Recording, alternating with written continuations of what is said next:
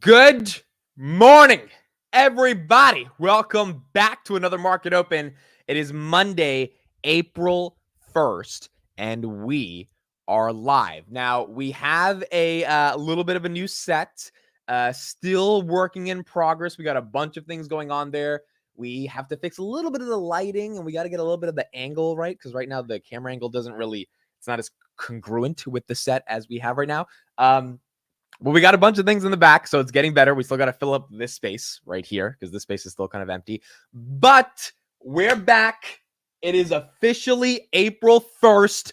It is the start of quarter two in the trading year of 2024. We finished Q1, and we've got a lot of stuff to talk about. We've got to discuss what happened in Q1. I want to do a bit of a recap of all the different things that happened in Q1 for all of the major companies that we follow and for the broader markets, and then kind of analyze what's happening in the equity markets and what does it mean if we've had a pretty good Q1. Does that mean Q2 is going to be bad, or does that mean Q2 has some momentum? Number two, Palantir and Ukraine. New article came out over the weekend. I'll talk more about it on Daily Palantir, but it seems like Ukraine needs Palantir a lot more than we thought. Now, Palantir is down. It was up in the pre-markets, and then something happened in the pre-markets that kind of took the entire market down. Everything was doing well, and then the entire market fell. So we're going to talk about that. Palantir still below $23 right now. It was above 23 for the entire pre-market, and then like an hour ago or like 30 minutes ago, it fell. So we'll talk about what that means for Palantir. Robinhood, obviously up in the pre-markets. We're going to talk a little bit about Robinhood catalyst going into 2024 and some of the stuff that has happened over the weekend with Robinhood and over the past week. Tesla has raised prices again by $1,000 on their Model Y. That news broke at about 4 a.m. this morning. And so we're going to discuss that and keep going from there. And on top of all of that, we also had a lot of news in the European markets and the Asian markets, particularly around inflation and what's going on there, and in regards to how that's going to affect the Fed and how the Fed is thinking about inflation here in the United States. All in all, we're back to get into the market. It's been 3 days. We had Good Friday. So we had Friday that was off, and then Saturday, Sunday, it felt like a lifetime, but there's a lot of stuff to discuss because we're getting into Q2 and we're a month away from earnings for the new quarter. So thank you everybody for being here. Let's get back into it. Jimbo Slice, General Weenus, Mario, Brad Appeal, Zach, John, JKA, Mitch, Real Baby Pluto, Nick Piercy, Dax, Jeremy Block, Mike, June, Garcia, Midwest Oak, Eeyore was right. Okay, you guys like the upgrade. Good. You guys like it's better than just having a barren wall. And there's even more that's not being seen because of the crop on the camera. So there's a lot more to the studio. So you guys will see more. Awesome. Richard, Darkstar, Kaiser, Yao, John Oak, Sundown Sam, Kyle, Sanjay, what's up? Troy Baker, Honeybee, Jose. Thank you all for being here. It's time to get started for the market open. It's been 3 days, baby. We are back. We are better than ever. And it's time to discuss what's going on in the markets. Oh, one of the things I forgot to mention right at the top, crypto, it was doing great yesterday. I mean, it was doing phenomenal. We were at 71,000 on Bitcoin, and then crypto crashed, and it crashed to at 3 a.m. Everything went down to 68.5, and right now it's kind of struggling to gain that 70,000 level back. Right now, 69,788. That's another reason I think the pre-market's a little iffy, because crypto was doing great, and then someone sold a crap ton of Bitcoin and got back down to that 68,000 level. Okay, so over the weekend, you guys probably know as well that I was in New Orleans, and it was a really fun time. If you followed me on Twitter, you knew, and if you just from Friday, I told you guys that I was leaving to a friend's bachelor party. It was a good time. Look, it wasn't bad. I enjoyed it. I definitely had fun. Would I want to do it again? Yeah, but only because it's a friend I really care about. But if it was just some random friend, I don't like not being with my computer and with my stock charts and with my Wi-Fi and with my air conditioning. I just like Steve was texting me over the weekend. He was like, "You must be so uncomfortable, right?" I'm like, "Yes, dude. I have to socialize with people now. I don't know any of these people." So if you followed me over Twitter, you saw a bunch of my tweets as I was going through this entire journey. So let me just show you guys kind of how it started from here. So this is what I tweeted the first day of this event. Inbound says I'm a nerd. Well, like, dude, like it was weird. So I said I'm at a friend's bachelor's party. There's 15 people here I don't know, and we're going to breakfast, so I have to socially interact. The stock market is not open. I cannot explain the level of uncomfort I have right now. Like we were walking to the freaking breakfast spot, which we had beignets, amazing beignets. Where I had like 20 beignets over the weekend. It was great. But I was uncomfortable, dude. I had to like talk to these people. I had to like interact with them. And then the worst thing is, everyone asks what you do, right? Because they're all 27, 28, 29. So they're like, what do you do? And I like, I don't know how to explain what I do, dude. Like, I'm like, what do you say? Like, what do you say? And so I was like, oh, I make content about like the stock market and I live stream on YouTube. And you can tell the look on their face is smells like unemployment. This is the meme. They're just like, oh, so you're unemployed. That's it. You're unemployed. And you could tell, dude, like I was surrounded by doctors and software engineers and like, so what do you do? And I'm like, I make content. And in their head, they're like, oh, this guy's a fucking loser. Like that. That's literally what they think, right? It's like, and they don't really know this world. Like I told one of them, I met the CEO of Robinhood last week, and we got to go to an event, and they're like, okay, cool. Like they don't care, dude. They do not care about this world, this stock world that we're in. Like, you post a picture with Vlad on Twitter, and like everyone on Twitter is like, yo, this is awesome. Like this, like, this is cool. Like he's part of the finance community. It's like if I posted a picture with Kathy Wood, right, that would be super cool. These guys, they don't give a fuck. They don't give a shit. They don't care. They're just like, it was a big reality check, because it was kind of like, there is a small community. It's a big community, but a small community of people that actually give a shit about what I do, and like they're kind of curious about it. Everyone else just like is in their own bubble, right? And as they should be, right? That's how the world works. Last recap of the New Orleans trip, and then we'll get into the market open. I did go ziplining, and so here's a video of me ziplining. All right, sometimes in life you got to face your fears. This is called the falling back fall. Trust fall, sorry. Falling back fall, dude. For everyone who watches the streams, you know how bad I am with words. This should give you evidence that I'm not just like bad with words for the stream, right? I don't like make jokes on purpose to be cute and it's fun. It's like, no, dude. It's called a trust fall. She said it multiple times. I get on the video, the camera starts. I'm like, oh, this is the falling back fall. What the fuck is a falling back fall, dude? Like, are you like, that's just the dumbest shit ever. And in my head, I'm like, yeah, this is called the falling back fall. Like, this is ridiculous. Trust fall, sorry. Falling back fall, dude. For everyone who watches the streams, you know how bad I am with words. So I have to fall back. And you could still. I have to literally fall back, all right? Sometimes you just got to trust the universe. Ah! Dude, that was epic. Look at this shit. Look at this shit. Dude, look at this shit. Look at this shit. Not only did I fall back backwards. Okay, this is a meme, by the way. Someone's got to clip that. This is a meme. this might be Tesla stock when the deliveries come out. Dude. This meme might be Tesla stock when the delivery numbers come out. But look at what I did. Look at what I did. Look, I had my phone and my wallet in my pocket. I literally, look at this shit. This Spider-Man, dude. This fucking Spider-Man. They taught us how to do this and no one would do it. And I was like, all right, fuck it. I'm going to do it. And thankfully, my glasses didn't fall. My phone didn't fall. But like, this is pretty crazy, dude. It's pretty wild, dude. It's pretty wild. That's pretty wild. So anyway, this trip was fun. This trip was exciting. We got to do a bunch of fun stuff, and now we're back, and I'm ready to get back into the markets, dude. I want to be in the stock market. Okay, so let's take a look at Pomp. He's on CNBC today. He's got a lot to talk about on Bitcoin. Let's get his thoughts, and then we'll keep going from there. So let's start off with Bitcoin news, and then we'll move on to macro, Palantir, Tesla, Robinhood, etc. Here we go.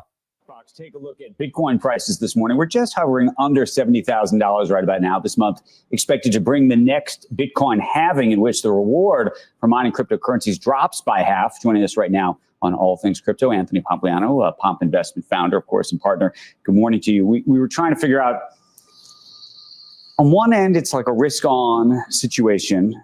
On the other, it's arguably supposed to be a hedge, and it's very hard for me to get around the idea that it's both, though maybe you have a view that it is. Then there was the halving that's coming, so that's sort of an idiosyncratic one piece of the puzzle, but not something that's like an ongoing piece, so you could argue it is in certain ways. And then you have the ETF, which was also sort of an idiosyncratic moment in time.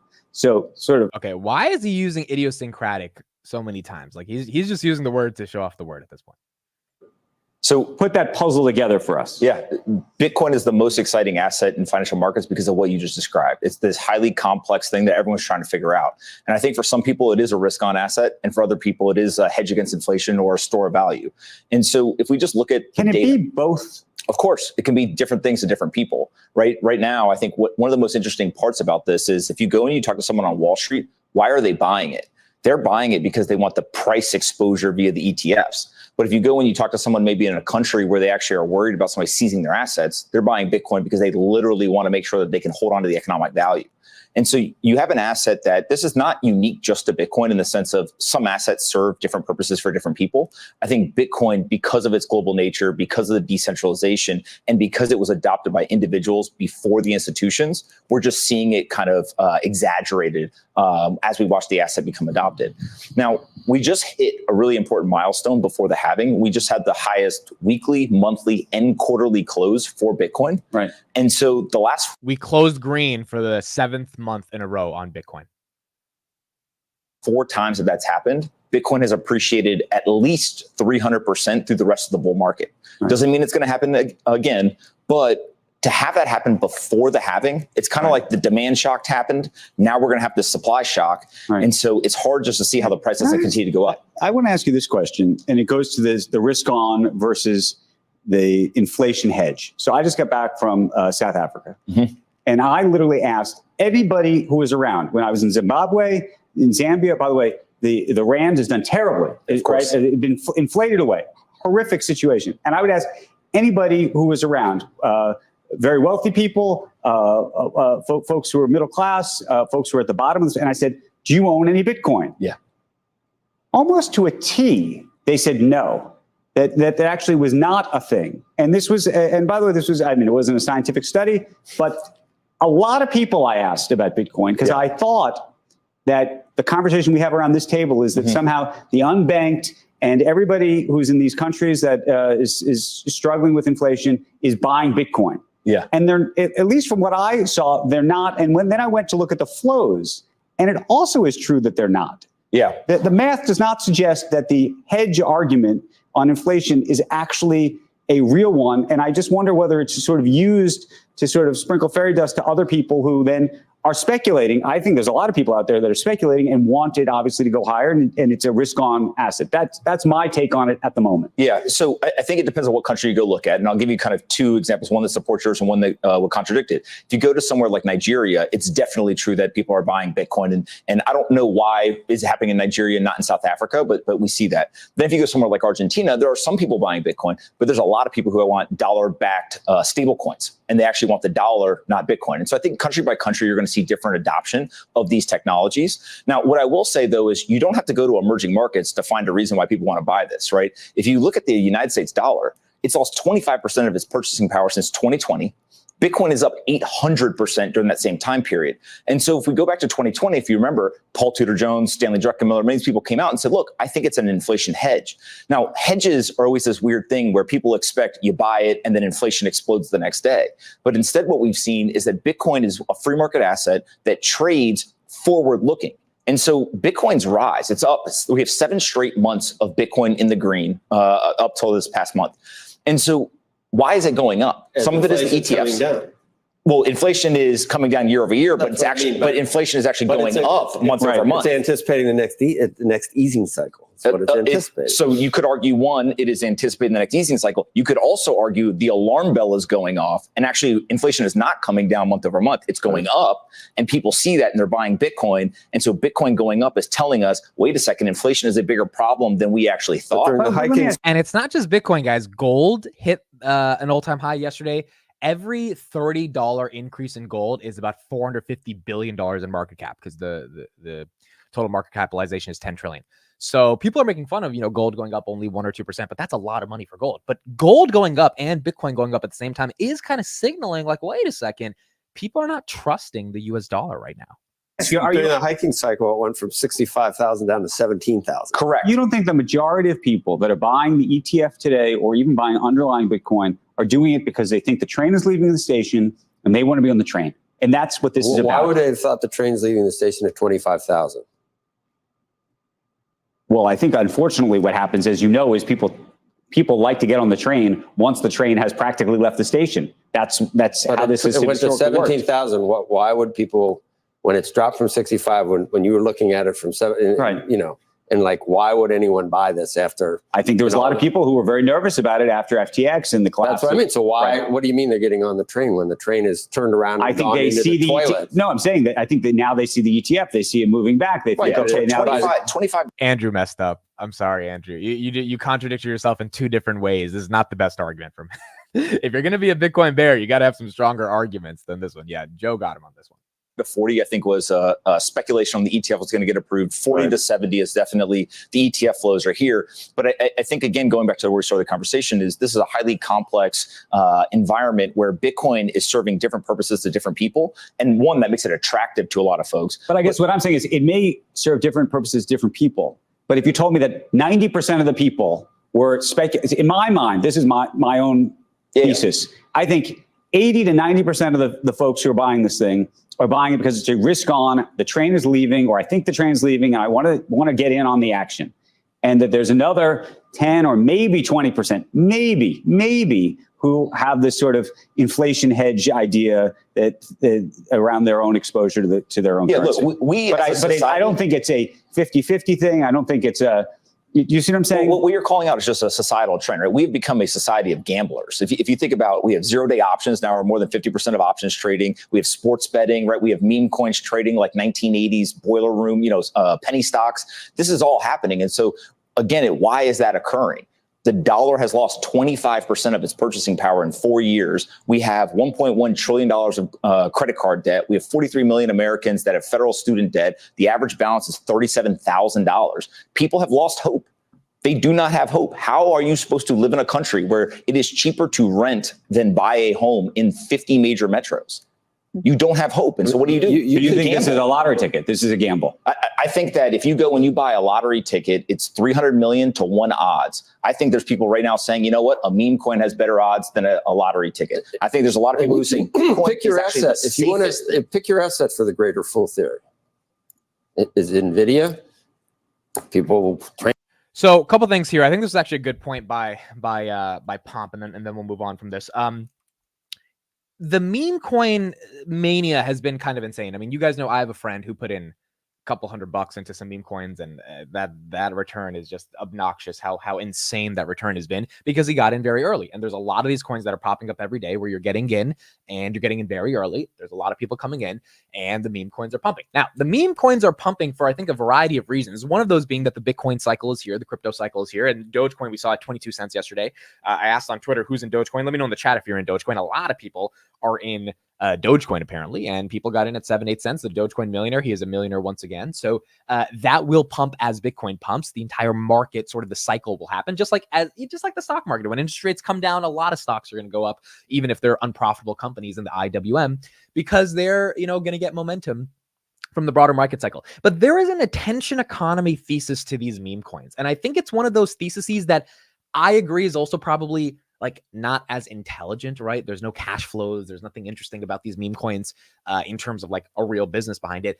But there is something very interesting around a group of people, hundreds of thousands of them, if not millions, coming together and deciding that there is an idea that they want to embody or symbolize as a testament, as a movement, as a rejection against the status quo. So remember that coin I told you guys, Dog with Hat, that started out as a $100,000 market cap coin.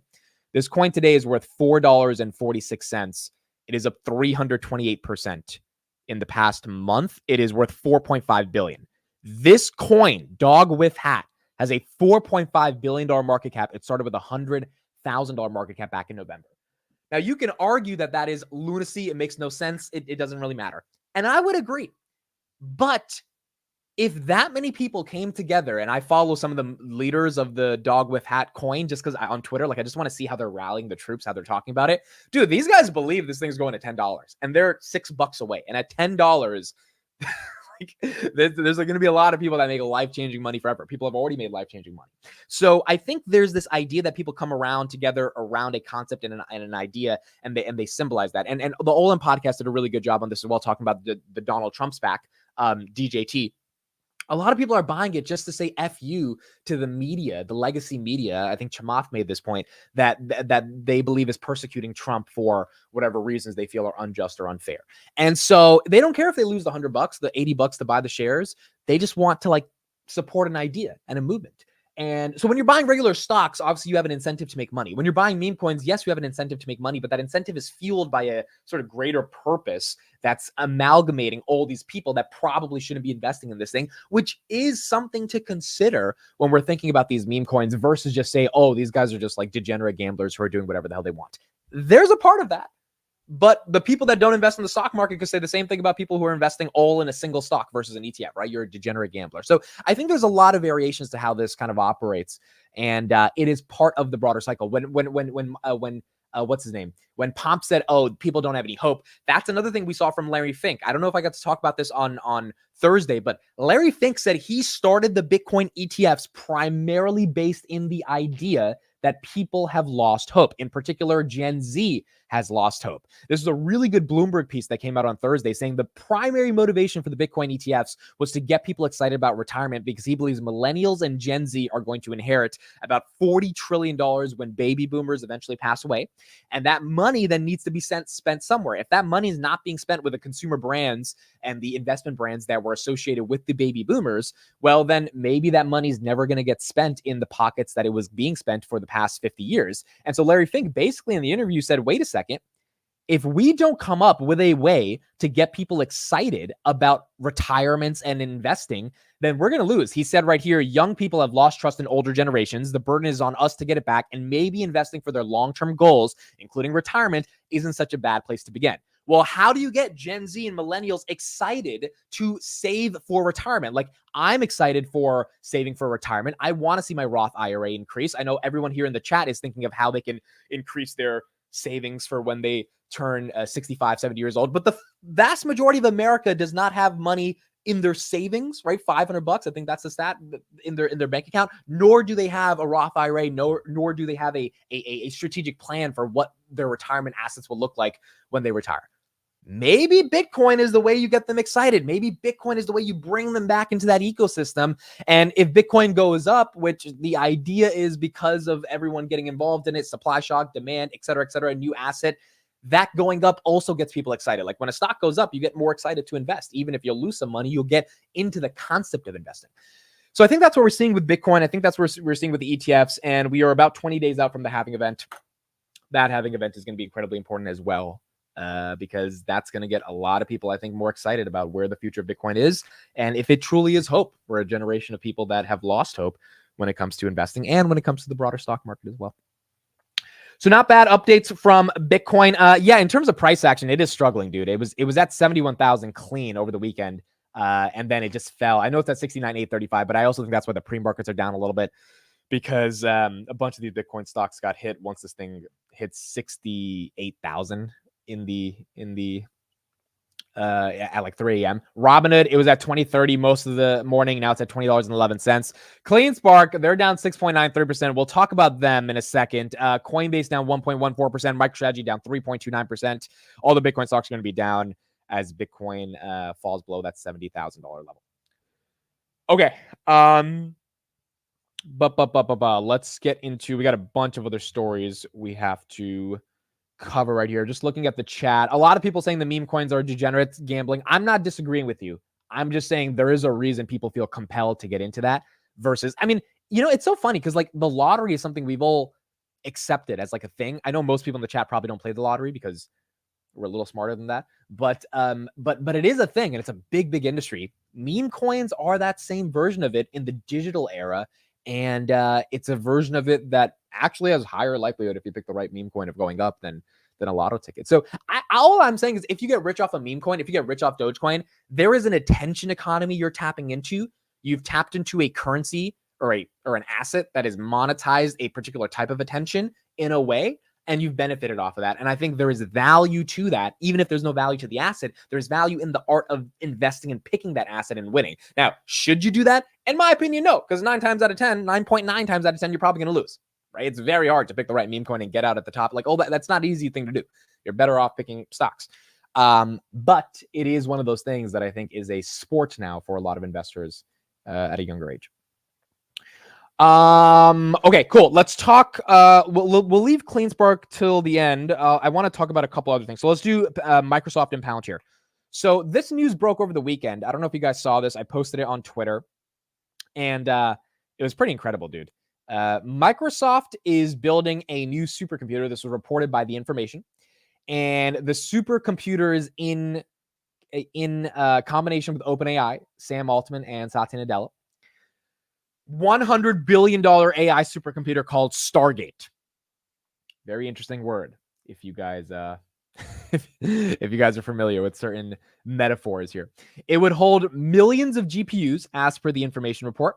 And my take on this was that these guys want to take over the world. This would be very exciting if they were to make a $100 billion AI supercomputer, which is just 6.9 trillion shy of what Sam wanted to raise for his new venture.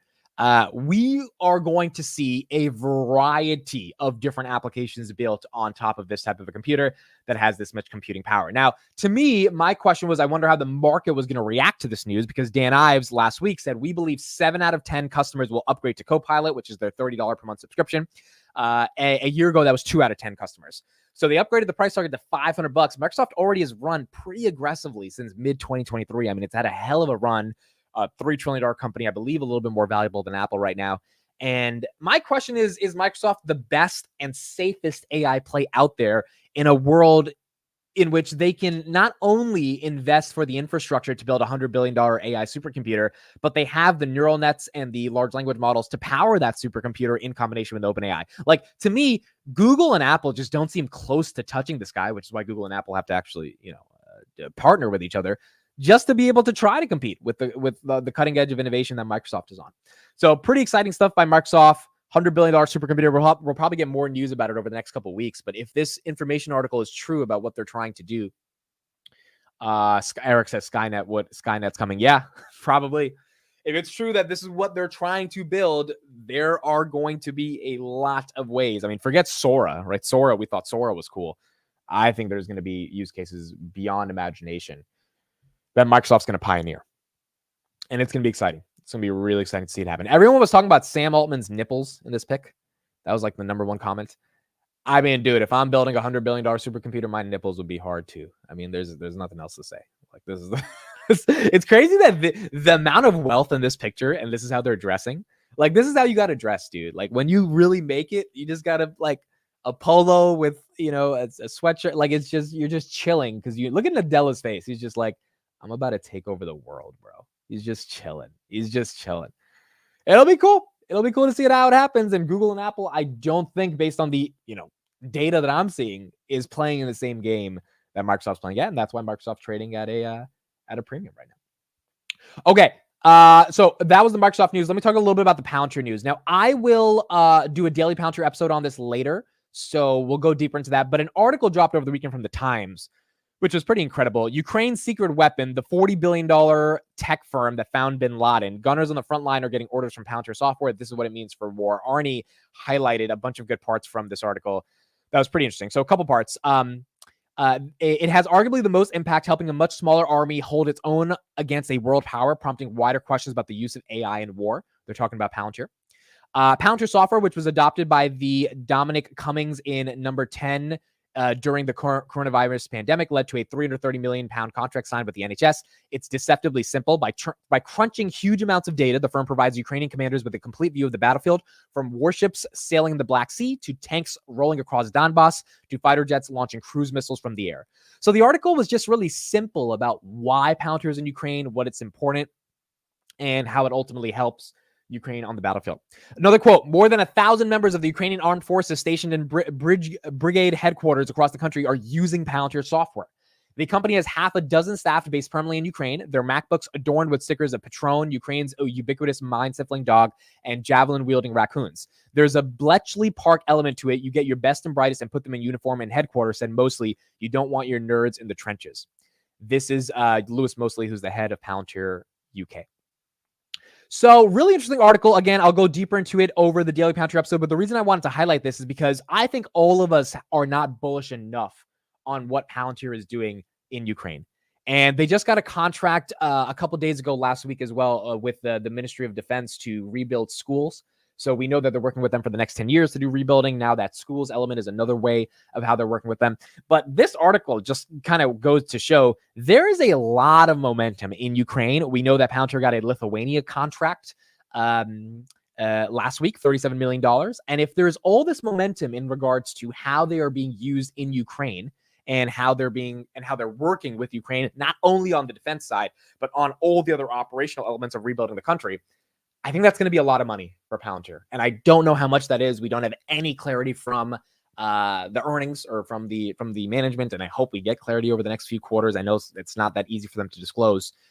But if we can get an update on what Ukraine is actually providing from a monetary perspective and what that means for other NATO countries that we can get, like it seems inevitable to me that, and we did the Germany news right last week. I know you guys probably saw that Germany video I did on Daily Palantir, where Germany and head officials and senior executives in the Ministry of Defense in Germany are like giving these quotes to this German media press outlet, trying to get the word out there, saying, "Hey, we really need something like Palantir because terrorist threats are at an all-time high. We need the intelligent tracking software. We need the ability to be able to crunch that amount of data, and we need to be able to know it actually works to be able to keep people safe." The fact that they're compelling to get Palantir again, to me, it's exciting, and to me, it means that there is a likelihood that the international government revenue, just like commercial reaccelerated at the back half of 2023, that international government revenue is going to accelerate again in 2024 for Palantir. Maybe not 2024, maybe it's 2025. Maybe it takes some time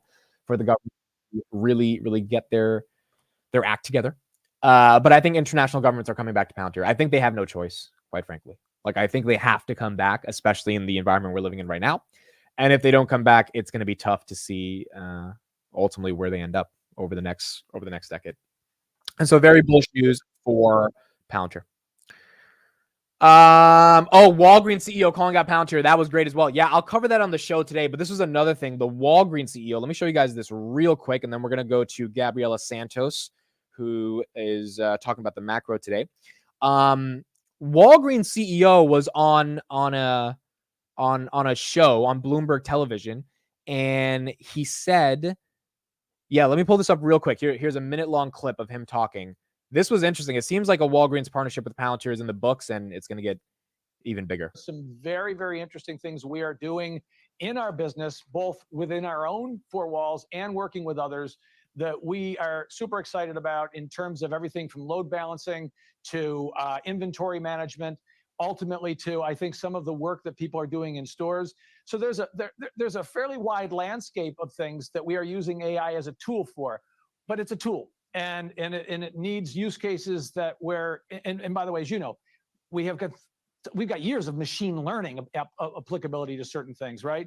But as we look at predicting consumer behavior, as we look at meeting consumers where they want to be before they even know that we're going to be there, those sorts of things. And again, in terms of a very complex operating model where we can actually improve service, improve working capital, integrate our stores with our micro fulfillment centers, we think there's some really interesting things that we can do there. I just spoke with Alex Karp this week from Palantir, who... Let's hear that again. Spoke with Alex Karp this week from Palantir, who clearly is doing some interesting things there. And that's one of a number of folks that we're working with to actually, again, really get at meaningful things that we can do in the business leveraging AI. This is what you want to see, dude. This is a C-suite. For those that are just joining, I'll play it one more time. Here's what he said about Alex Karp and Palantir. I just spoke with Alex Karp this week from Palantir, who clearly is doing some interesting things there. And that's...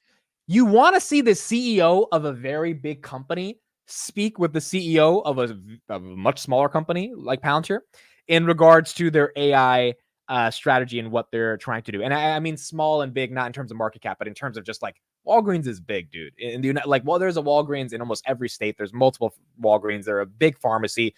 They obviously need an AI strategy to remain efficient. Walgreens stock is down 16% year to date. Over the past 5 years, it's down 65%. These C-suites, and as Mitch said in the chat, this is their third CEO in 5 years.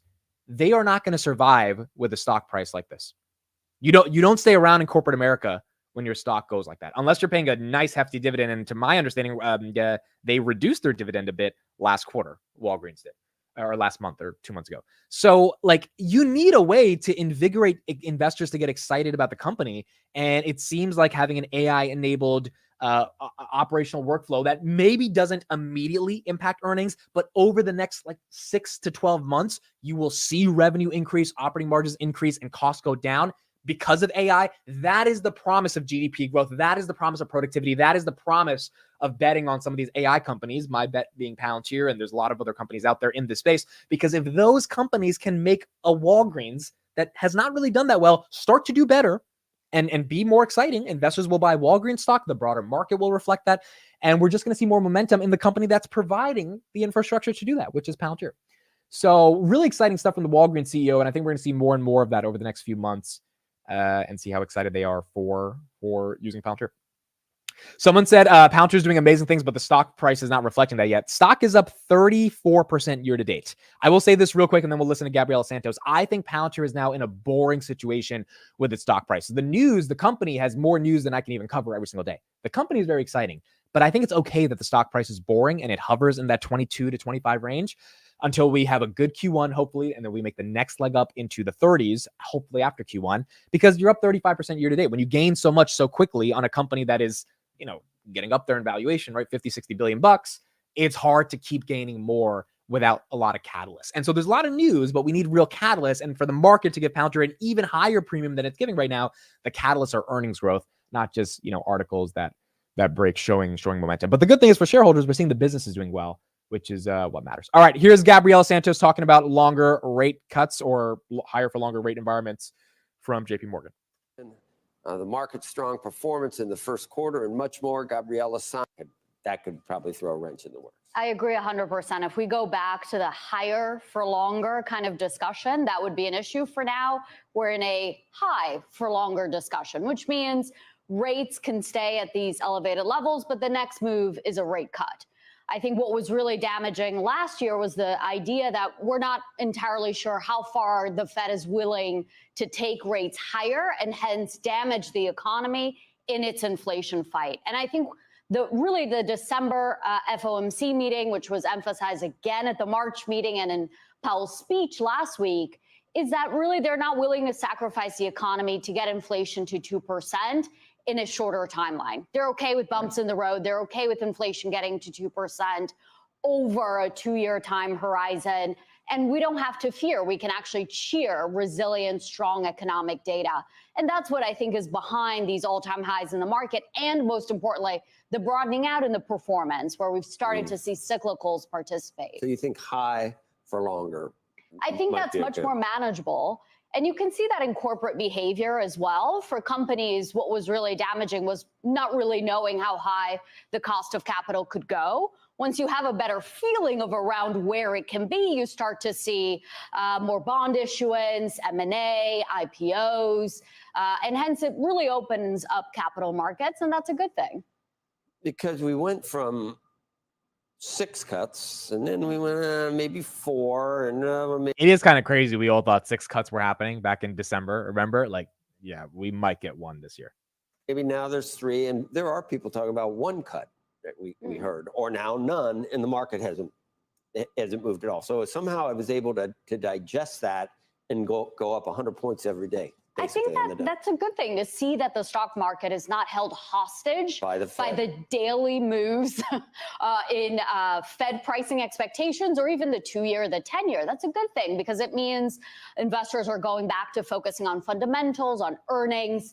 And it also signals a focus again on resilient nominal growth and hence a broadening out in earnings growth as the year progresses from just that Mag 7 earnings growth, which was the story last year, to much more of a broadening out in the recovery of earnings as the year progresses and hence more participation from different sectors. There are things on the horizon, near-term and long-term geopolitical things. I don't know where you want to start. Like Taiwan, I mean, so many things. Ukraine, Taiwan, the Mideast. Yeah. We've got, this huge amount of debt overhanging. Is there a productivity solution to some of our debt issues here that or is that just so far off that, we'll get whatever that expression is. Was it Thomas Aquinas or Thomas More? I'll get chased. Just not today. But I mean, we're fine now with 33 trillion in debt. Keep buying. All right, we'll get back to that later. The argument Joe making that $33 trillion in debt is unsustainable, I agree. And I mean, that's why we're seeing gold and Bitcoin go higher, right? Bitcoin right there back up to 70,000. I know I'm supposed to know why the market tanked, but I don't really know why the market tanked. Now, we have like 10 seconds till the market opens, but a lot of stocks are red in the pre-market. And I don't know what piece of news came out at like, I don't know, 8:45 to get the market to be red. So we'll look into it and we'll see in the next couple of seconds what's going on. But stock market was green for the far majority of the pre-market. Then it turned red. We'll see if anything came out, but let's see what we've got going on. It is 9:30 a.m. Monday, April 1st, April Fool's Day. I don't have any April Fool's jokes, but we're here. The stock market's open. I'm back. Thank you, everybody, for being here. Let's get into it.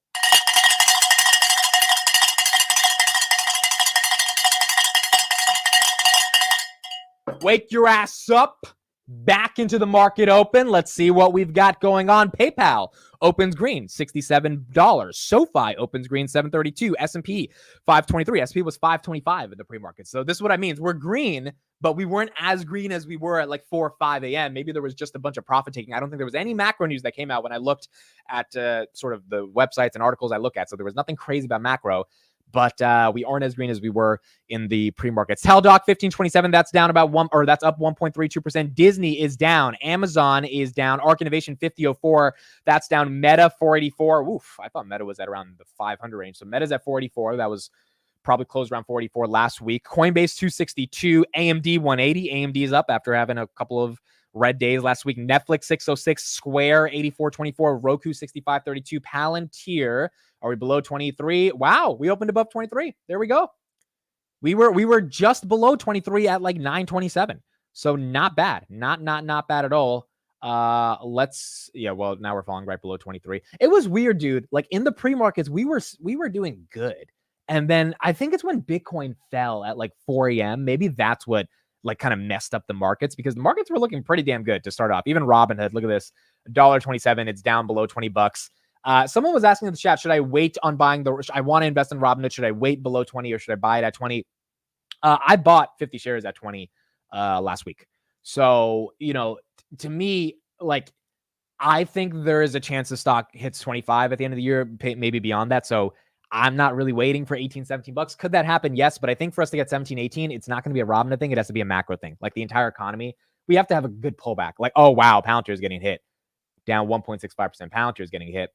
2264. So, I mean, could the market rally and a company like Robinhood go down just like Palantir is going down right now? Maybe. That's very possible. But I don't know if that would be the case given all the catalysts that are there. We'll talk about the catalysts in a second on Robinhood. And so I think the catalysts that are there and that are strong, not to mention Bitcoin going up, that's going to help Robinhood.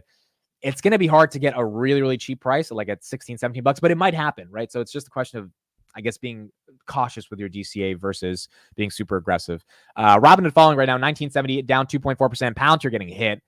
Dude, why is Palantir being sold off? I think that article that came out on Friday, as stupid as it was, it really had, like, it's so funny that was the article to cause a 6% drawdown, because the article has been written a billion times across a billion different news websites talking about Palantir's overvalued because of their PE, AI hype, yada, yada, yada. Like, we've heard the argument a trillion times. So it was funny that like the market just wanted one more article to come out to really finally get them to be like, you know what? These guys are right. It is overvalued. The AI hype, blah, blah, blah. The PE is too much. We're going to sell it off. That creates a good buying opportunity, in my opinion, for longs. Could we see this go below 20? I think it's going to be hard. I think we've consolidated very well in this $22 to $25 range, and there's going to be a lot of dip buyers at 21 and 20 bucks. So there would have to be a mass sell-off of epic proportions to get this thing to go below 20. We'll see. But I said in my newsletter yesterday on Daily Palantir, I was like, I just don't care anymore about it coming down. Look at the S&P trying to hit 524, which would be a new 52-week high. 524.61 would be a 52-week high. Like to me, I really care less about the price action for Palantir, because at this point, the company is executing so well. The price is the price, and the price is already up a lot this year. People might just want to take profits, but the company's executing at a profound level, and so not too worried about price action right now. Joe says Palantir move down is technical, in my opinion. Will gap at 15 and up, away we go again. Look, if that happens, I wouldn't be upset. I mean, I would get a lot of shares at 15 bucks. But I think the idea that fills the gap, given all the dip buyers that are going to be there across every dollar it goes down, people that have been waiting to get back in, I don't know. It's going to be hard to get it to go that low. Bitcoin, 69,850. IWM, 209. IWM was 210 last week, so had a nice little breakout. Micron, 122, up another 3.7%. SMCI, up about 1%. QQQ, up about 0.44%. ARM, 125. ARM's the lowest it's been in a while. Last time I saw ARM was around the 135, 140 range, so ARM has come down. SMH, semiconductor ETF, 227. That's down. Palantir dip could be because of end of quarter profit taking. Yeah, that could also happen. It's ironic that article about Palantir came out the last day of the quarter, right? The last day of the quarter, a really negative article comes out. And again, that article came from a source that, like, dude, does anyone even know that firm? Like the firm that it's not like a Bank of America, JP Morgan, a Wedbush. It was some random firm that said, we think it's over. That's the equivalent of some Seeking Alpha article being like, oh, it's overvalued. So it was really weird that was the reason, because there's nothing fundamental. Germany, Lithuania, Ukraine, the boot camp scaling, AIP now. I mean, there's just news after news after news showing you that the company is executing. So I don't really know why that article did the trick, but seems like it did. S&P 524, NVIDIA 908, continuing to remain above $900. Continuing to remain above $900. Microsoft and Google all-time highs. Wow. Microsoft 427. So there you go. There you go. All-time high on Microsoft right now, or 52-week high is the 430, so it's close to that. And then Google, 153.72, up 1.84%. That's not bad either. That's not bad either. We are down because of the spike in yields this morning. Okay, where's the 10-year at? The 10-year, 4.269. Yeah, you're right. You're right. It was, yeah, I guess that's the thing, because again, I was up at 4 a.m. I got home last night at like 3 a.m. from the airport, and Tesla 175 right now, just turning red. The markets were fine, dude. I mean, I took a look at it and I was like, oh, this is great. Like, we're doing all right. Microsoft's up 2% and Google's up 2%. So those two doing well, those getting some momentum, maybe a little bit of rotation out of, dare I say, the small caps into the large caps. Microsoft and Google rallying 2%. It's not easy to get these two guys up 2% on a day. So that's very interesting. But then by like 6 a.m. or by around 8 a.m., Bitcoin really fell, and then the market in general took a little bit of a hit. Amazon, where's Amazon right now? Let's go to the Mag 7. Let's go to the Mag 7. Amazon, wow, Amazon 182. All-time high on Amazon is what, 187, I think? All-time high is 188. Look at that. Look at that V-shaped recovery. Took about 2 years, but you got right back, and you had all this time to DCA here. 188 in July 2021, 182. So Amazon, that's so weird. Look at this. Meta's up almost 2%. Microsoft's up 2%. Google's up 2%. Amazon's up 1.4%. NVIDIA's up 1.24%. All of the big, 5 out of the big 7 are approaching 2% green days, which is not easy for these companies given their market cap. NVIDIA right now, 915. Tesla's flat. It's red, but it's flat. And then Apple's red, 0.33%. So market doesn't give a shit about Apple right now, and they're thinking, should they care about Tesla? Speaking of Tesla, let's talk about Tesla. Let's do a little update on Tesla. The interesting thing about Tesla is that this week, tomorrow actually, we are going to see the delivery numbers.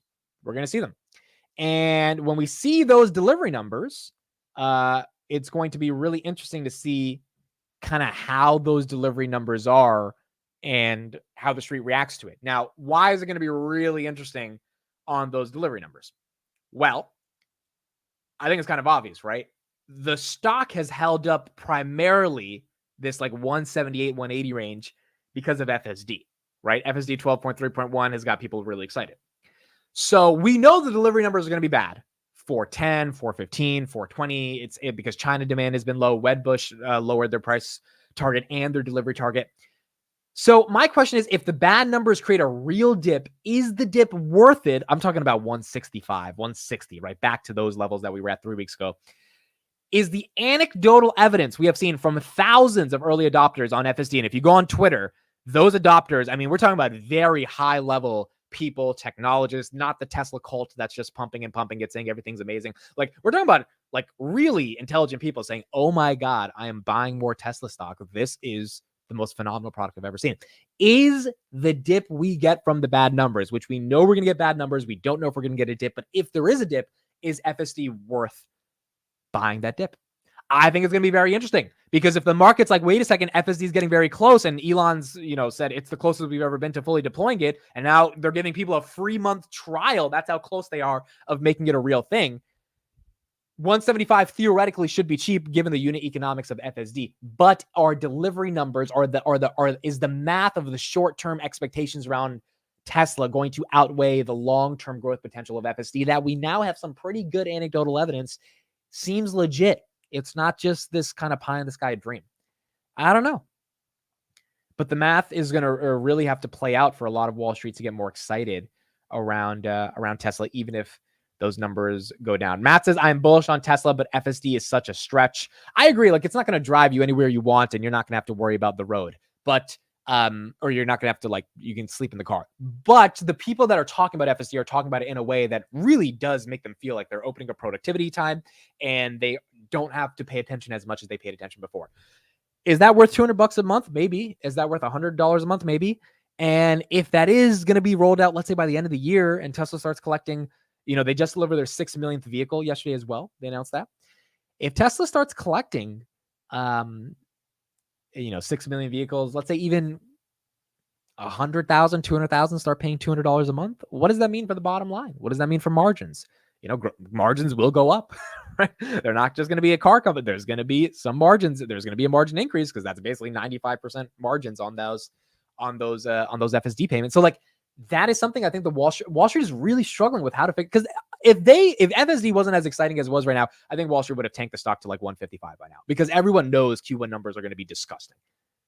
But maybe they're not as bad given FSD is on the horizon. Kathy Wood has been buying a lot of Tesla. Last week, she bought another on Thursday, 79,000 shares. So she is getting very excited for the potential of what Tesla is going to become and for what FSD is leading her to believe in regards to where Tesla's going and how big it ultimately can get with FSD. So I think that's going to be really interesting. Last piece of news on Tesla is they raised Model Y prices by $1,000 this morning. I think we already knew this, but it was officially reported today by Reuters. So in the US, Model Y prices are up by $1,000. That signals that demand maybe isn't that big of an idea, concern if they're having to raise prices versus cut prices. So that's a good thing. Maybe margins are bottoming out as of Q1. Or as of Q4. And final news on EVs, NIO delivered 30,000 vehicles in Q1. That's down 40% quarter over quarter, 3% year over year. Li Auto delivered 80,000 vehicles in Q1. That's down 39% quarter over quarter, but up 52% year over year. And Xpeng delivered 21,000 vehicles in Q1, down 64% quarter over quarter, but up 20% year over year. Tesla hopefully comes out with that. If they can do 425, 430,000, it's still below expectations, but it's going to be better than what the street has expected now that they've readjusted their evaluation models or their delivery models, and maybe it's not as big of a hit when they announce it tomorrow morning at around 9 a.m. And so we'll see what ends up playing out in regards to Tesla. Okay, let's talk about CleanSpark. Because we got to cover this. CleanSpark has had a rough couple of days. Someone said I just bought Palantir at 2260 raw technicals. I'm probably going to buy some shares as well. Let's go to. Okay, first on what's going on with these. So SoFi 730, Open Door $3, S&P 524. That's a Palantir 2288, and then what's the other one I wanted to look at? Robinhood 1987, and then CleanSpark 1995. Okay, so first we're gonna buy some Palantir. We have $100 in the public fund. We haven't bought some Palantir in a while in the public fund, so we're just gonna buy it in the public fund. We just buy it whenever. So let's go here. We got about $4,000 in this one. Average is I think 23.63. So we'll do buy Palantir, dollars, $100. You guys can see this, right? Yes. Okay, so we're buying the dip. Small buy, but we are buying the dip. $104.38. 4 shares, 30 cents. Done. Okay, cool. Last night as well, over the air, I did buy Palantir when I was high. So when we were 30,000 feet in the air, I bought some Palantir. So right here, I bought 10 shares at 23.35. So I thought I was getting the dip at 23.35, but it went to 22. So we bought some there. This is when I was This was at like 2 a.m. in the mornings when I was like, you know what? I paid for some Wi-Fi. Let me do something fun on it. Let's buy some Palantir. I'm not high off the white stuff Carp is talking about, but I did buy Palantir when I was high. Okay, so CleanSpark. Let's talk about CleanSpark. CleanSpark was up at $23, and on Friday or Thursday it fell to $17.84. Now, right now it's at $19.95, so it's up a little bit better. But why is it down?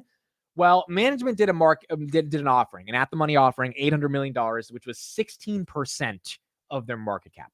16% of their market cap, which for those that might not understand what that means, basically they're diluting shareholders by 16%. Their market cap was about $4.8 billion at the time. The scummy part about this, it's not that the dilution is bad because they're a Bitcoin miner and Bitcoin miners have to do this. That's just the nature of the business. They have to raise capital in order to finance the mining operations because it's a capital intensive business. The problem here was the CEO sold 20% of his stake like 3 days before this happened. And obviously you knew this was going to happen. So I'm not saying it's a bad thing. I'm just saying it feels scummy. CleanSpark can still go to $40 when Bitcoin gets to 100,000, right? It's one of those things you don't want to see. So shareholders were kind of annoyed by that. Now, granted, the stock is up at $20, so it didn't take as big of a hit as was expected. It was at 24, fell from 24 to 17. Quite frankly, on a red day, I think CleanSpark probably would have fell from 24 back down to like 20. It could have happened, right? So the fact that they kind of did the offering, it fell, and then the market ingested that news, and now it's back to 20. Maybe not that big of a deal for shareholders, but they got the offering over with, and now that offering is going to help them finance their operations. And as Bitcoin goes higher, they'll be able to mine more Bitcoin. Remember that Bitcoin supply goes from 900 a day to 450. When that happens, there's going to be a lot of competition to be able to mine Bitcoin effectively.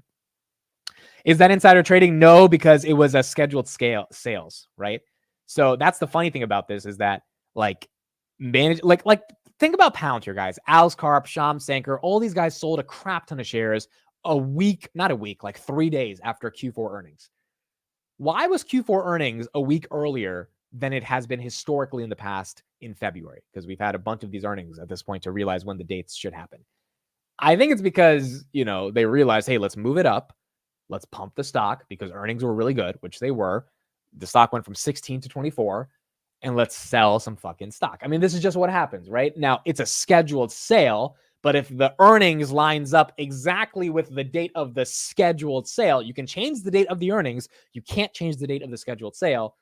Well, there's a way to pump your stock. Same thing with CleanSpark. You can change the date of the at-the-money offering in congruence with the date of the scheduled sales, but you can't change the date of the scheduled sales. This happens everywhere, right? So it is what it is. It's part of the equity markets, and you kind of just have to deal with it. Management is going to do what management has to do. You just don't want it to be egregious. And as long as it's not egregious, investors won't care that much because it's just typical business. But that's what CleanSpark did do. Robinhood right now, 1996, Palantir 2289, Tesla 174, Google, wow, Google 155. Holy crap. Google is at 155. Wow. Looks like Sundar is doing something. It's interesting. Either management is getting excited. Google has 118 billion in cash. Either investors are getting excited about their cash reserves, or they feel that Google is turning a page from like the Gemini woke controversy thing, and the Apple partnership is really good, or they just think the thing is undervalued compared to the other big tech stocks like Microsoft and Nvidia. Which, I mean, that's true. It's very true, and they're buying up Google stock 155. So if you got in at 131, which was the dip off the Gemini stuff, then you're good to go. But 155 on Google, not bad. Not bad at all. Shout out to Austin. He bought the Google dip at in the 130s when Google went down just like 2 weeks ago. 2 weeks ago. So not bad. Not bad at all. I'm trying to see, is there any Google news? I don't think there's any Google news because up 3% is like kind of random. But it might also just be a new start of the quarter. Oh, funds are probably rebalancing. That's another thing, right? Because they're starting the new quarters. They want to get all their stuff together. Honestly, what might be happening is funds are starting the new quarter and they want to get all their positions, their ducks in a row. And they're like, you know what? We're going to add to Google. They might be looking at the Max 7 and they're like, we're not buying Apple. There's a lot of risk there in terms of just how they're going to execute. We're not buying Meta. That's up. We're not buying Amazon, Nvidia, Tesla's a lot really riskier. It's the riskiest out of all of them. Nvidia is like just expensive, not really expensive on a 4 PE basis, but it's up 90% year to date. Kind of, maybe don't buy something up 90% year to date. Google's kind of the only thing left, quite frankly, out of the Mag 7.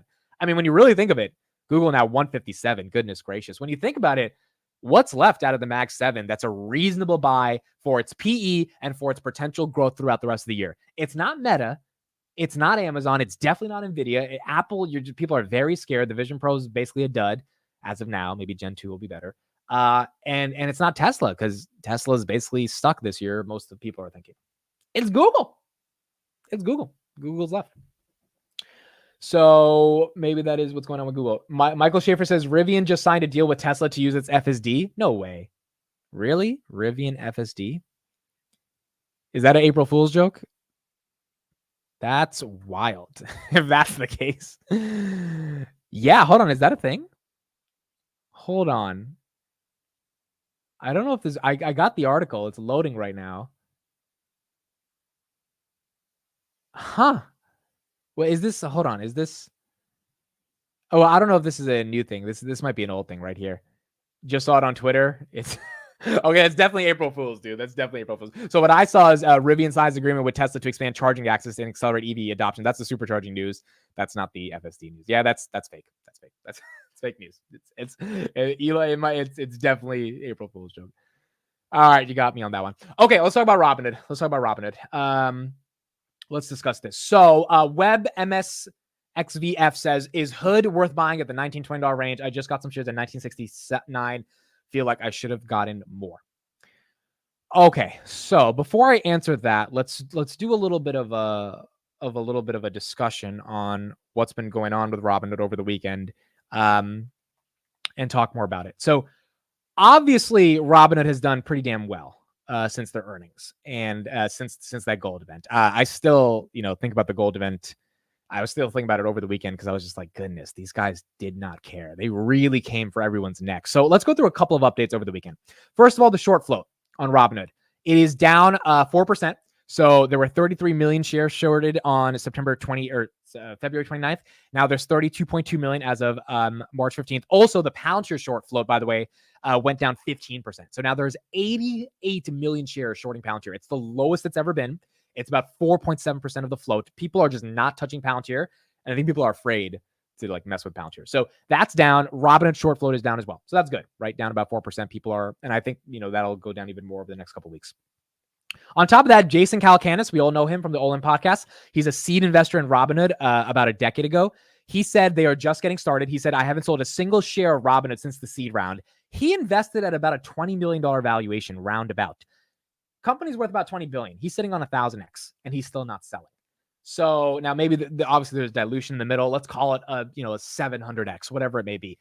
If he's not selling up 700x, that just goes to show you how much faith he has in the company. Now, obviously, Jason is an angel investor. He has a different level of conviction when he bets on companies from the early days and the stock market. You got to think about it a little bit differently if you're investing at this valuation. But the fact that he believes they're just getting started, he kind of said the same thing about Uber. It took him a couple of years and he ended up being right. Same thing with Robinhood. I mean, it took them a couple of years. They've been in the gutter since 2021, and it seems like they are now having a lot more momentum. So that's the big thing there. And then here's the other thing I wanted to show you guys, which I wrote over the weekend around Robinhood. So the question is, should you be buying Robinhood right now, or should you be thinking of buying Robinhood? I can't say yes or no, but I can say that the Robinhood catalysts for 2024 are more catalysts in a single year for a single company than I've ever seen.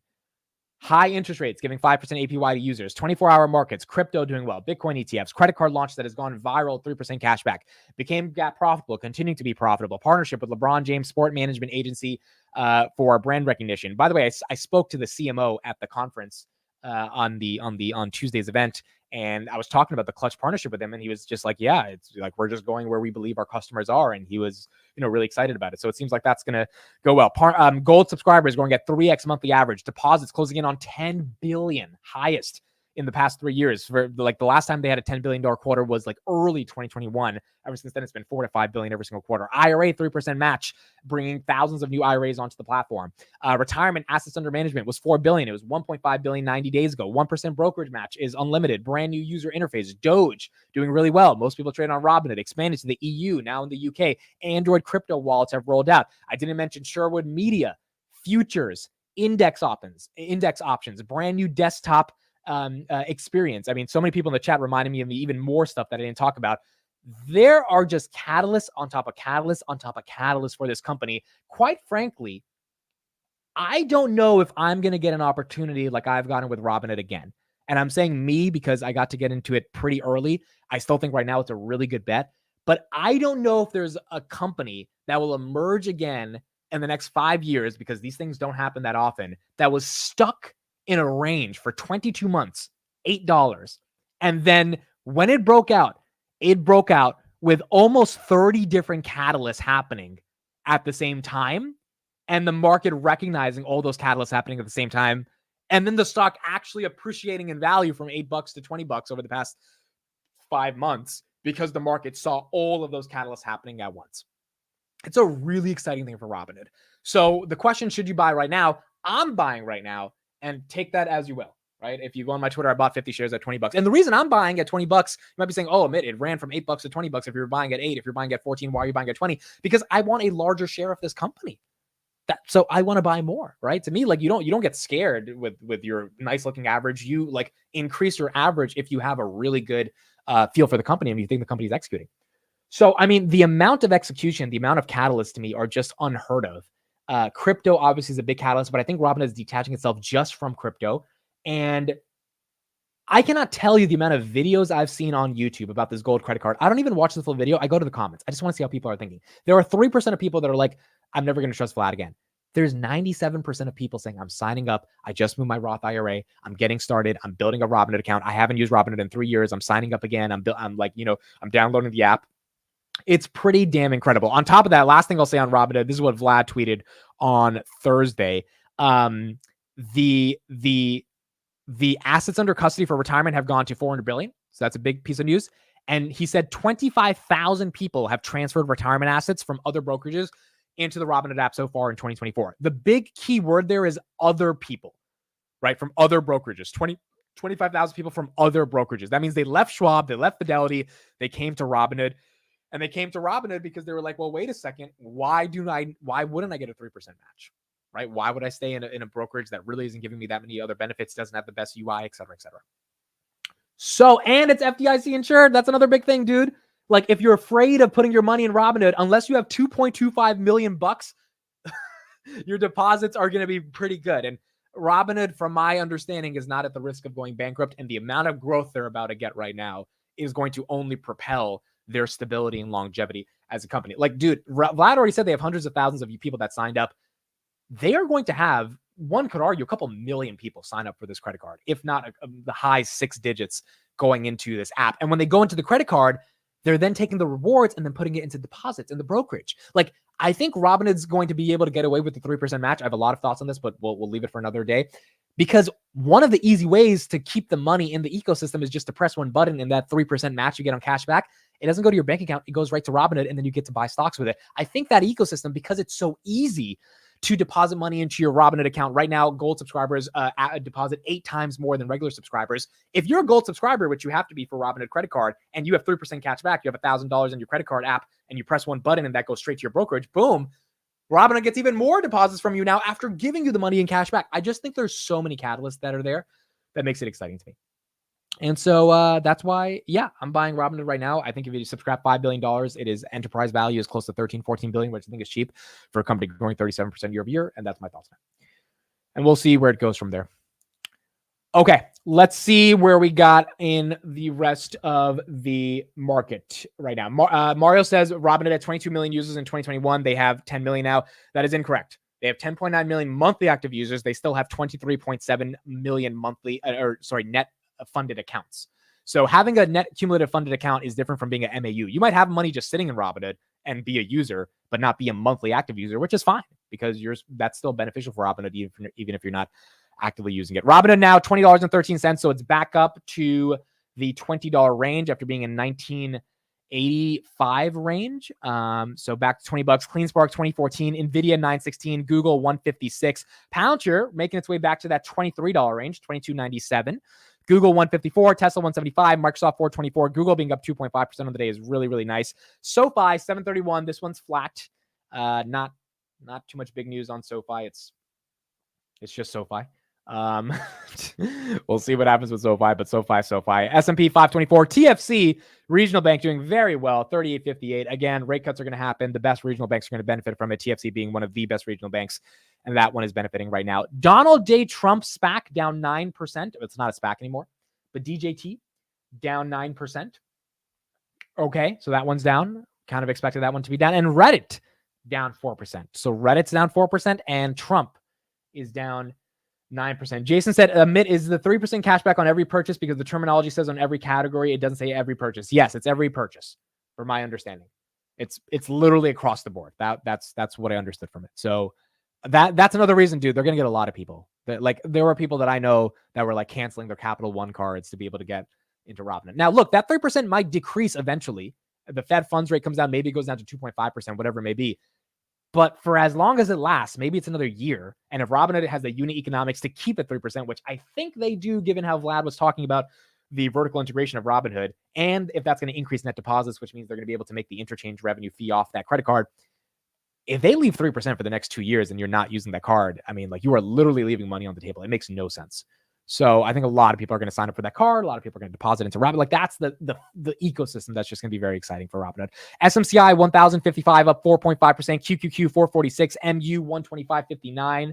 ASML 1,006. Disney 121. SMH 230. Market's not doing too bad. Again, it was red in the pre-market, turned to being green. We saw the dip get eaten up. Robinhood dip got eaten up right now at $20.11. People bought that dip. CleanSpark, people bought a little bit of the dip. NVIDIA 916.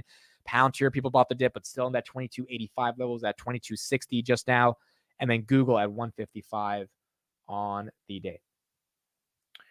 Why would you cancel a card to mess up your credit for 3%? It doesn't really cancel your card. It doesn't mess up your credit, dude. It might mess up your relationship that you have with the credit card provider, which you don't have to cancel the card either to do that. But most people, the reason people would cancel, first of all, it doesn't necessarily affect the credit. Second of all, it's the fees. Like people don't want to pay the ridiculous fees they're paying on some of these cards if they can get the same benefits off of another card that's relatively free for them, right? Yes, there's a gold fee, but that gold fee is for 5% of people. There's so like that gold fee is what you would get at a comprehensive suite of features if you were like a wealthy person for $7 a month. So to me, that's not even an annual fee. To me, that's just like the price you have to pay to get access to all these benefits, which I think people would pay $10, $15, $20 a month for stuff like that, right? And so we'll see how the adoption happens in the next coming weeks, but it's going to be exciting to see where it plays out. Okay. So we talked about a variety of different things. Let's go to this. So Google at 155. That's nice. We talked about why Google might be at 155. I want to go here. So this is something I talked about last week that I thought was really interesting. So everyone's talking about the debt that we have in the United States. And the chart we showed last week was the relationship between household assets versus liability. So here's an update on how much stocks are driving U.S. household wealth, which is mitigating some of the credit risk a lot of macroeconomists think exists because assets are going up as well. Major uptick in household wealth. Robert Frank joins us now. Well, I hope it's not increasing inequality. It's not. Okay, it's good. not, and I will explain why. It's good Nobody news. needs that. Good news all around, Joe. Record highs for stocks created record wealth for households. Household wealth reached an all-time high of $156 trillion at the end of 2023. That was mainly thanks to that end-of-year stock rally. Stocks added over $4 trillion in wealth for Americans in the fourth quarter. Most of the gains, like stocks, are going to the top. The wealthiest 10% of Americans own 87% of all stocks. The top 1% own about half. Yet since 2020, the stock market, combined with rising real estate values, have created the fastest wealth boom for just about everyone in recent history. The wealth of the middle 50 to 90%, so that's really the middle class, has increased by 45% over the past 3 years. They have added $14 trillion in wealth, about half of that coming from real estate values. Those at the top have done a little bit better, with the top 1% seeing their wealth increase by 49% since 2020. Most of their gains coming from stocks, with equities adding about $8 trillion in wealth. Now, economists say this wealth effect from stocks, where your investment gains increase consumer confidence, in what is one reason this economy and spending continues to be so strong. All right.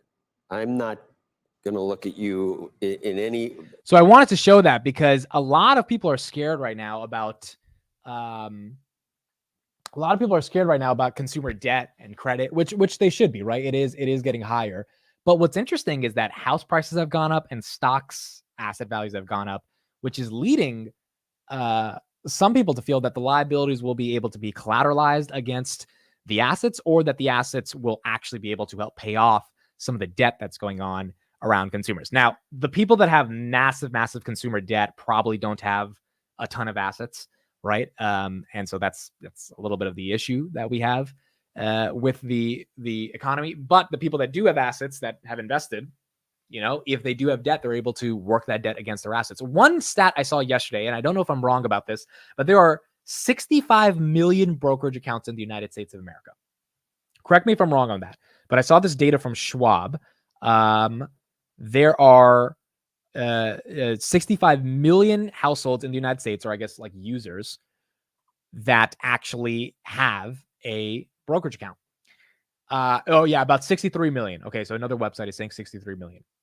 Now, what's interesting to me about this is that Robinhood has 23.7 million funded accounts, which is about a third of the overall accounts that exist. And that's another stat I saw over the weekend that was like, wait a second. Yeah, Fidelity, right here. I'm reading from a website. So Fidelity Schwab report that there are 63 million brokerage. And this is stuff you can actually track because it's literally just counting up the users on all of the major platforms, adding them up, and then boom. It's just raw math. Robinhood has a third of those active accounts. You start taking some from Schwab and Fidelity that have trillions assets under management, and Robinhood having, barely 100 billion. That's another reason why this growth can get really fucking big. Because when you have all those people coming over to a platform with 3% cashback, 1% unlimited on your deposit, it can get really exciting for a company like Robinhood, given that there's that many assets that exist in the United States, and they already have somewhat of a strong share in the millennial Gen Z category. Now, another chart I want to show you guys that I showed you last week, going back to our discussion around brokerages, assets, liabilities, etc., is this chart right here. So we're in the first day of Q2. A lot of people are questioning, well, does that mean that Q1 is going to be bad? Or sorry, does that mean that Q2 is going to be bad because Q1 was so good, right? Can things keep going up? Is there still momentum to keep this kind of party continuing? And you guys know my opinion on the show. I've been pretty consistent with it, that I think there's two main components to my opinion. COVID was an anomaly. We printed 7 trillion, which means we're going to have anomaly-like outcomes, which means yield curves that invert and all the traditional macro data really don't apply when you have something that's that crazy and then you raise interest rates the highest you've ever done in 40 years. That's an anomaly. We're going to get an anomaly of a stock market. Number 2, AI is real and AI is fueling earnings. We just saw Walgreens say, hey, I'm talking to Alex Karp. I'm trying to figure out how to fix Walgreens using AI. Given those two catalysts and then this historical chart you're looking at, that every time the S&P 500 has performed 10% or more in Q1 of 2024, it performed 10.2%. The last 10 times that has happened, or the last, 12 times that has happened, including 2024, on average, in April, the stock market went up 1.1%, the S&P. In Q2, the stock market in general went up 2.7%, or the S&P. This is about the S&P. So the S&P went up 2.7% over the next 3 months, 1.1% over the next 1 month, which is April. And then the final 9 months of the year, the S&P 500 went up 6.5%. So again, this is just data. You can either believe it, you cannot believe it. You can use it as you may use it as you want to use it. But every time we've had a good Q1, 100% of the time, the final 9 months of the year have been strong on average. Or sorry, not 100% of the time. In 1987, that was the one time, obviously the crash, we had 15% down. But the other times they've been pretty good. And then on average, you get about 6.5%. And then in April, we've had some 4 months that have been bad, but most of the time it's been good. Q2, we've had 3 times that have been bad, but most of the time it's been strong. And we'll see what lies in 2024 with inflation coming down, the Fed hopefully lowering rates, or the expectation to be lowering rates starting in June or July, which the Fed will signal in their May meeting that's going to happen. And then you've got AI actually fueling earnings results. If that's the case, then it's going to be pretty exciting to see how it plays out. Austin said something. Austin, this is a fun comment. He said my girlfriend is the sweetest, and every day that we can, we ring our own bell at home along with the stream. Dude, that's the cutest thing ever. That's literally the cutest thing ever. You and your girlfriend watch the stream and you ring the bell together. That's amazing, dude. That's fucking that's just like the best thing in the world. I love it. Thank you so much. That's the coolest thing to say. That's awesome. He also says, Amit, did you see Hood has 4 billion assets under custody? Bigger broker houses have 1 trillion. Yeah, so Robinhood's retirement has 4 billion under custody, and their overall assets under custody is about 118 billion, which means there's a lot of room to grow. And that 4 billion is up double in the past 90 days. So there's a lot of momentum left, in my opinion, over the next 5 years. And so it's going to be exciting to see how it plays out for Robinhood. Robinhood right now, $20. CleanSpark, 1967. Palantir, 2262. Palantir just not getting a break, dude. Just not getting a break. Who the fuck is selling this thing, dude? It's not retail. It's got dude, we're down 7% in the past 2 days. It's got to be some institutional investor thinking that it's just too expensive, or there's some toots that are trying to get in some really good prices and they're shorting the crap out of this thing and trying to scare retail out of their shares, which is not going to happen, at least not for a lot of people that I understand, that I know that care about Palantir, because we know this thing. The execution over the past 6 months has been phenomenal on Palantir. The execution in the past 6 weeks has been phenomenal. So selling at 2263 just seems kind of stupid, especially when it was at 24 for a good month and a half.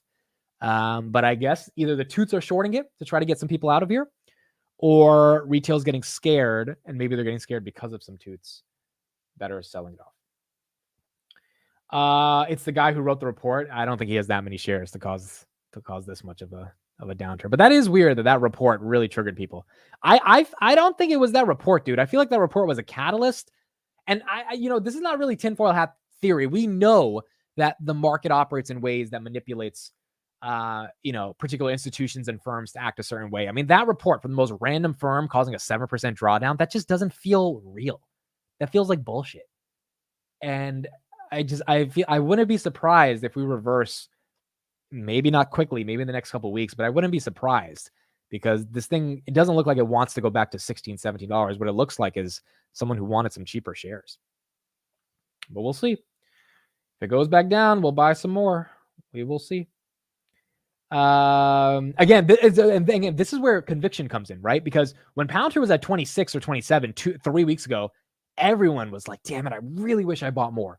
Well, now it's at 22.58. Do you buy more? This is the existential question that determines risk reward in the market. And I'm not saying you should or you shouldn't. I'm just saying you have to manage your psychology here, right? If you were just, chomping at the bit to buy it at $26 and you were, paying whatever you had to pay, even though you knew that was a big premium, does 22 feel like a big premium now, or does that feel like a dip? Maybe that feels like a dip to the broader market and this reverses. Maybe that feels like a premium even compared to 27 and it falls back down to 18.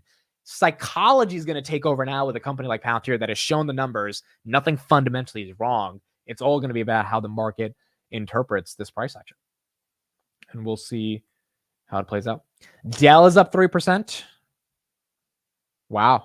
Okay, not bad. Dell had good earnings. They're maybe a potential pseudo SMCI with the server racks for GPUs. So we'll see what happens to Dell over the coming weeks. MicroStrategy down about 2%.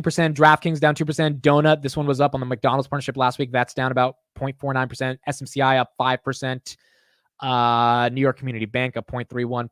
Coinbase 267. Robinhood $20. CleanSpark $19.50. Tesla $173. Robinhood now $19.99. That's down. SoFi $7.22. And then Apple is at $170 on the day. Palantir $22.58, down about 1.8%. All right. That is it for me, folks. Let's do word of the day. It's been so long since I forgot word of the day on Thursday too. So we got to do word of the day. I'll have a daily Palantir episode coming out today. We'll talk about the Ukraine partnership. We'll talk about Walgreens wanting to work with Palantir. We'll talk about all that good stuff. I'll be back for the market close, and we'll see how this market turns out at 3:45. But we're back. The markets are open. Had a long weekend. Hope you guys enjoyed. Hope you guys enjoyed Easter as well. For those that celebrate Easter, hope you enjoyed it with your family. And we're back to talking about the markets and seeing what happens. Word of the day: naivete. Naivete or naivete. She saved me on that second one. She said, or naivete. I was about to say, dude, it's always been pronounced naivete. It's not supposed to be the first version. All right. I know this word. The quality or state of having or showing a lack of experience or judgment, natural or artless simplicity. So it's being naive, right? It's being naive. It's having a naive assumption or an idea about something. I'm sure I've said plenty of things on this live stream sometimes that have been naive or had a naivete take. But they do say that being naive is a good way to be introduced to something. Like you wouldn't start something if you weren't naive enough to think you could potentially succeed at something. So there are disadvantages to being naive in terms of just ignorance. And there's also benefits that a lot of people have when they're young, that they're naive about something, but because they're so ignorant to something, they don't really care about the risks. And so they just go into it. And so there's a lot of different ways to interpret being naive. It's naivete on Palantir being down.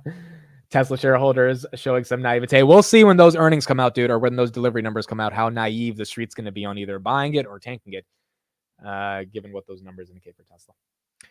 All right, that's it for me, folks. Thank you, everybody, for being here. Hopefully you had a great weekend. We'll be back 3:45. Markets back in action. We're here to cover the markets. Hopefully the set is getting a little bit better, and I'll see you guys later today. Thank you, everybody. See you at 3:45. Bye.